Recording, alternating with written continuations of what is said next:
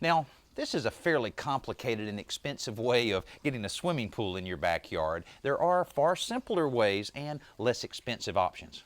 Vinyl pools are excavated in much the same way as concrete pools, but instead of spraying on concrete, the sculpted earth is covered with a dry mix of sand and mortar, which is wet in place and then smoothed out with a trowel.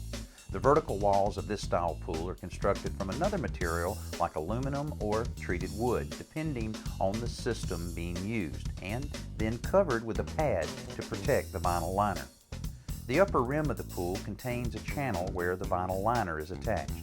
These pools are typically about half the cost of a concrete pool, but the shapes are limited to those provided by the manufacturer.